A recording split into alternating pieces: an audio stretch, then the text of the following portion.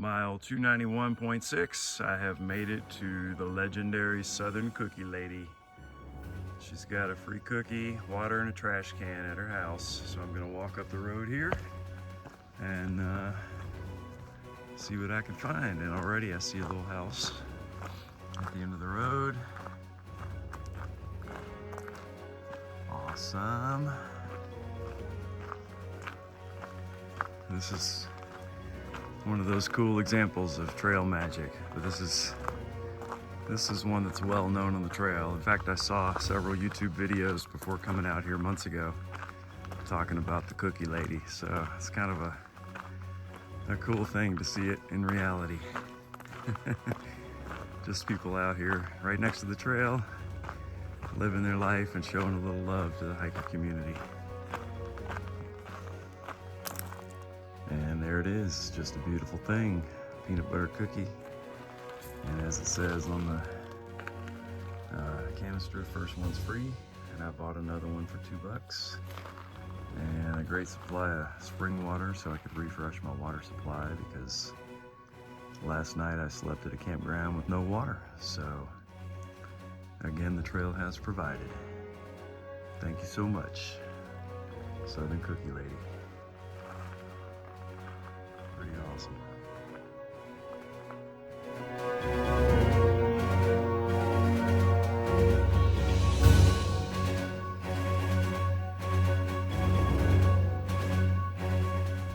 This is how the Appalachian Trail gets you, is you spend all morning, 7:40 through, it's about 11:30, climbing 6.5 miles, coming up like 3,000 plus feet, and whew, your feet and your knees are tired and sore, and then you get to the top after walking on mostly dirt trails, and you get this rocky mess. Ooh, I just climbed over like 50 feet of boulders, and then some roots, and then some downhill, and then some more roots. It's just when you think you're about to get a break, it shows you there are no breaks. The only break is when you stop to sleep at night. But up here at 5,600 feet, you get some pretty cool views. A little bit blocked by trees, but there's some open sections. Pretty amazing views of the mountains up here in now Tennessee, because we crossed over the Tennessee border again after hopping back and forth from North Carolina. We crossed into Tennessee right away this morning. So I would assume that I'm still in Tennessee right now, but it's hard to know sometimes. Yeah, so that's the hardest part of the day, at least from a physical effort standpoint. Going downhill was not easy with a 30-something pound pack, but for me it's easier than the uphill. A lot of people out here are saying the opposite. They struggle with the downhill, but I've been doing a technique that involves using your hips to shift and your quads to support the weight of your foot as it comes down. And I find the more I practice that, the more I can gain speed and have a little more dexterity in my downhill stride. So it's going pretty good. And I haven't really had any sort of shin or knee soreness in the last week or so. So that's beneficial. All right, so we're getting to a little bit more smooth section now, which I like. And my goal for today is 18.9 miles to a shelter. That puts me at about 13 miles to go, and it's about 11:30, so I could make it by 4:30, maybe 5 if I take a long lunch break. So weather's beautiful, gorgeous morning after a chilly night, and we're just gonna stride it out for the next dozen or so and see what happens.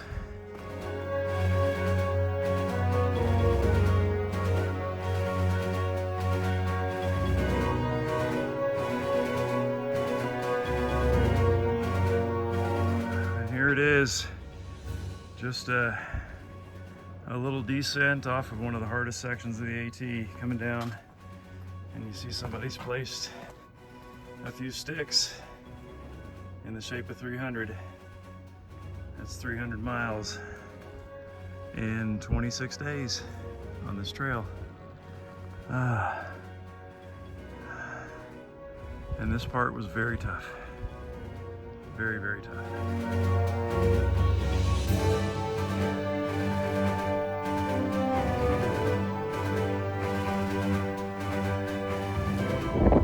This is a cool spot, huh? Big Fireball Knob, 4,500 feet up. You can see, I'm not even at the top yet. You can see almost 360. Mountains all around. And so we'll go ahead and walk up the stony pavement here. Nothing like a little staircase to lead you to your front door.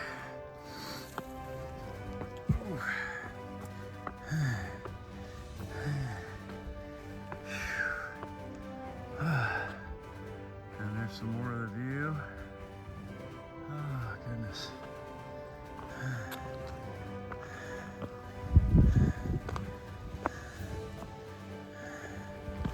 Brutal climbing over these sharp rocks the last couple of miles. Some wear and tear on the feet, the ankles, the calves, and I'm sure the bottoms of the shoes. That's why they only last a few hundred miles out here.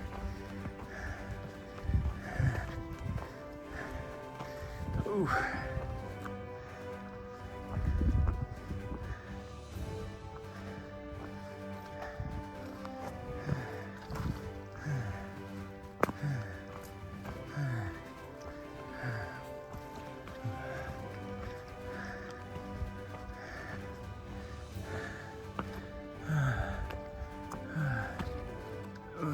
There's a placard on this rock that says Howard's Rock, Master Trail Builder, 2015. Thank you, Howard, for your fine service to the Appalachian Trail and the community.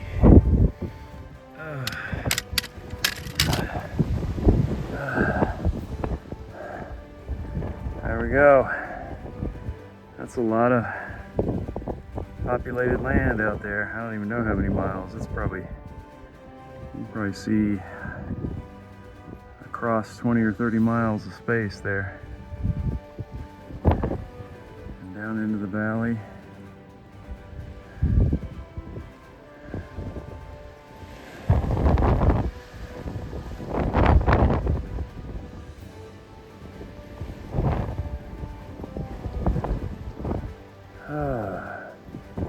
What a view.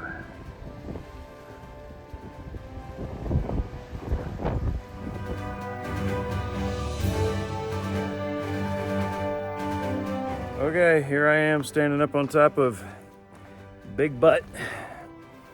And Big Butt was quite a scramble. A lot of rocks to climb over. They even had a bypass you could use. I guess that's the trail there. Okay. You could bypass all the rocks, but I went up the harder section and it was fun.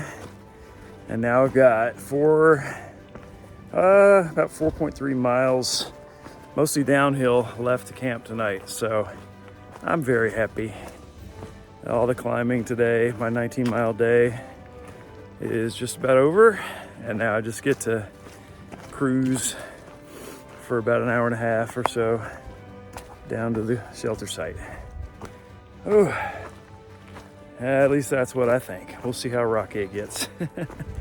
Oh, there's a cool view up there.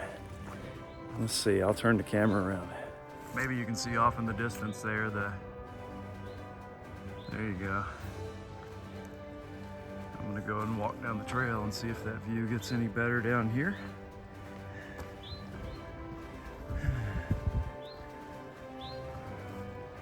Just